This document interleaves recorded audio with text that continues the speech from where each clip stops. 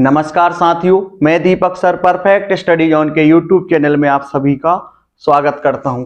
आज हम पढ़ेंगे प्रश्नावली 7.1 का प्रश्न क्रमांक 6वें का तीसरा। यहां पर हम ये हो जाएगा हमारा बिंदु ए, ये हो जाएगा बिंदु बी और ये हो जाएगा बिंदु सी। इसी तरीके से ये हो जाएगा बिंदु डी। तो प्रश्न क्रमांक 6 के पहला और दूसरा में आप अच्छी तरह से समझ चुके हो। x1 क्या होता है, x2 क्या होता है, y1 क्या होता है, y2 क्या होता है। तो सबसे पहले हम क्या करेंगे, बिंदु A और बिंदु B के बीच की दूरी को ज्ञात करेंगे, जिसमें हम फॉर्मूले का यूज करेंगे। x1 हो जाएगा 4, x2 हो जाएगा 7, y1 हो जाएगा 5 और y2 हो जाएगा 6। तो हम क्या करेंगे, फॉर्मूला लगा करके x1, x2, y1 और y2 के मान को हम रख देते हैं। तो यहां पर हम लिखेंगे बिंदु ए बी के बीच की दूरी। तो यहां पर हमने दूरी का फॉर्मूला लगाया और यहां पर हमने इनके मान रख दिए। x2 7, x1 4, y2 6 और y1 5। अब हम इसको आगे हल करते हैं। यहां पर बड़ी संख्या जो है वो प्लस की है तो नीचे आ जाएगी, और प्लस माइनस का होता है माइनस। 7 में से 4 जाएगा तो यहां पर बचेगा 3 का वर्ग, प्लस यहां पर बड़ी संख्या प्लस की है तो नीचे प्लस आ जाएगा, प्लस माइनस का माइनस। 6 में से जब 5 जाएगा तो यहां पर बचेगा 1 का वर्ग। आगे हल करते हैं।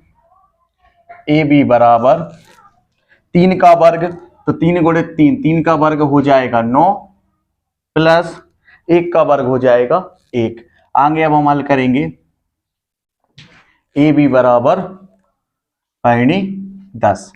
तो यहां पर हमने बिंदु ए बी के बीच की दूरी को ज्ञात कर ली। अब हम यहां पर क्या करेंगे, बिंदु बी सी के बीच की दूरी को ज्ञात करेंगे, जिसमें x1 होगा 7, x2 होगा 4, y1 होगा 6 और y2 होगा 3। तो यहां पर हम लिखते हैं इसी प्रकार बिंदु बी सी के बीच की दूरी। तो ये फार्मूला हो गया इसका, और यहां पर हमने इनके मान रख दिए। x2 जो है 4, x1 7, y2 3 और y1 6। यहां पर इनके माइनस के निशान थे, इसलिए यहां पर इन दोनों के बीच में माइनस के निशान आ गए। अब BC बराबर, यहां पर बड़ी संख्या जो है वो 7 है, उसके साथ में माइनस का निशान, तो यहां माइनस माइनस और प्लस का हो जाएगा माइनस। जब 7 में से जब 4 को घटाएंगे तो यहां पर बचेगा 3 का वर्ग, प्लस यहां पर बड़ी संख्या जो है वो है माइनस की, और माइनस और प्लस का होता है माइनस।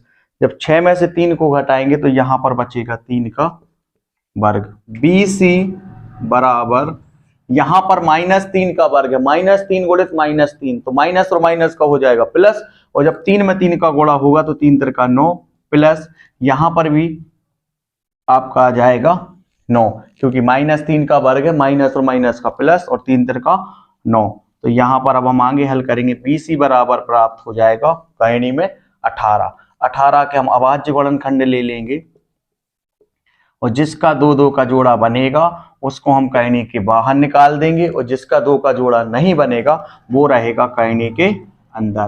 तो देखिए अभाज्य गुणनखंड है 2 गुणित 3 गुणित 3। तो यहां पर देखिए 3 के तो जोड़ा बन गए, तो इसको तो हम कहेनी से बाहर निकालेंगे। तो BC बराबर, यहां पर 3 का जोड़ा बन गया तो इसमें से हम एक 3 को बाहर निकाल लेंगे, और कहेनी 2 अंदर रहेगा क्योंकि इसका 2 का जोड़ा नहीं बना है। तो यहां पर हमको BC बराबर 3 गुणित कहेनी 2 प्राप्त हो गया है। तो यहां पर हमने AB के बीच की दूरी को ज्ञात किया, फिर हमने BC के बीच की दूरी को ज्ञात की, फिर इसके बाद हम क्या करेंगे, CD और DA के बीच की दूरी को ज्ञात करेंगे। तो अभी आपको क्या करना है, वीडियो को रोक करके आप यहां तक नोट्स कंप्लीट कर लीजिए। तो यहां पर अब हम बिंदु C और D के बीच की दूरी को ज्ञात करेंगे। तो बिंदु C D के बीच की दूरी, तो ये इसका फॉर्मूला हो जाएगा। अब हमें यहां पर इसके मान देखिए, ये हो जाएगा आपका x1, ये हो जाएगा x2। तो x2 जो है वो है 1 और x1 जो है वो है 4। तो यहां पर हमने इनके मान रखे, बीच में माइनस है तो माइनस लगा दिया, इनका होल स्क्वायर कर दिया। इसी तरीके से ये होगा y1 और ये होगा y2।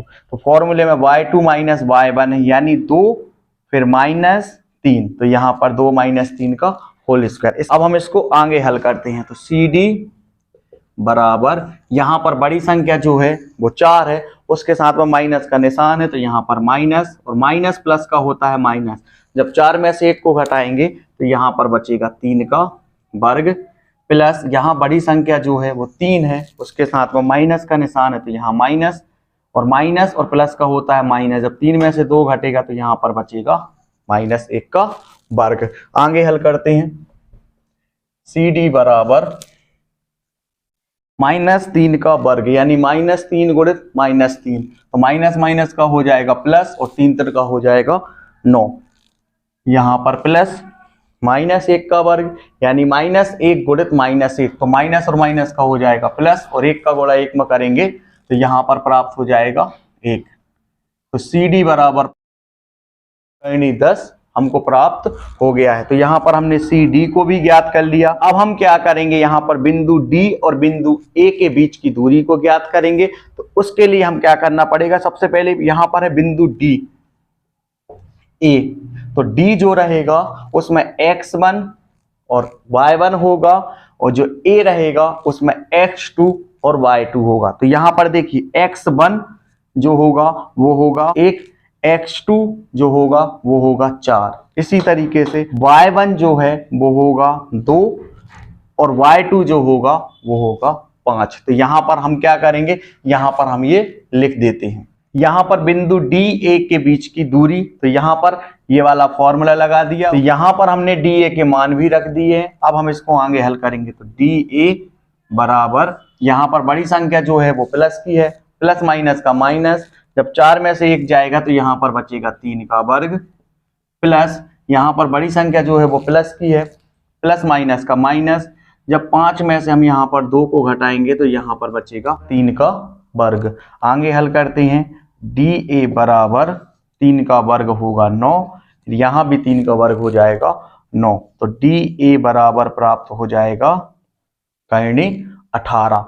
तो डी ए के जो अभाज्य गुणनखंड होंगे वो होंगे 2 गुणित 3 गुणित 3, तो 2 3 6 और 6 3 18। तो यहाँ से जिसका 2 का जोड़ा बन जाएगा उसको हम करनी के बाहर लिखेंगे। तो देखिए यहाँ पर 3 का तो 2 का जोड़ा बन गया है, तो यहाँ से 3 को हम करनी से बाहर लिखेंगे, और अंदर क्या बचेगा आपका करनी 2।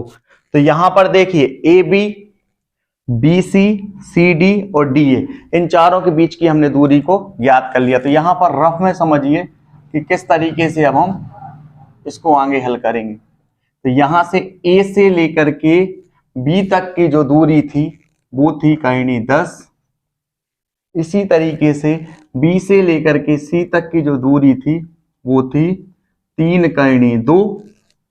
इसी तरीके से सी से लेकर के डी तक की जो दूरी थी वो थी करनी 10, और यहाँ पर डी से लेकर के ए तक की दूरी है वो है, तो यहाँ पर ए बी जो है वो बराबर है डी सी, और ए डी या डी ए, तो यहाँ पर हम लिखेंगे ए डी बराबर है बी सी।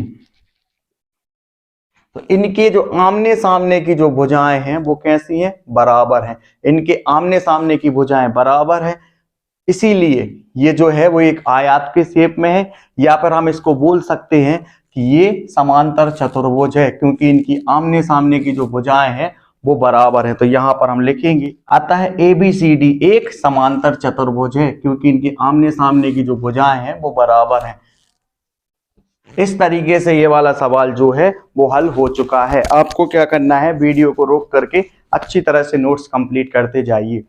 यदि वीडियो पसंद आया हो तो वीडियो को लाइक, चैनल को सब्सक्राइब और शेयर करना ना भूलें। मिलते हैं अगले सवाल के साथ।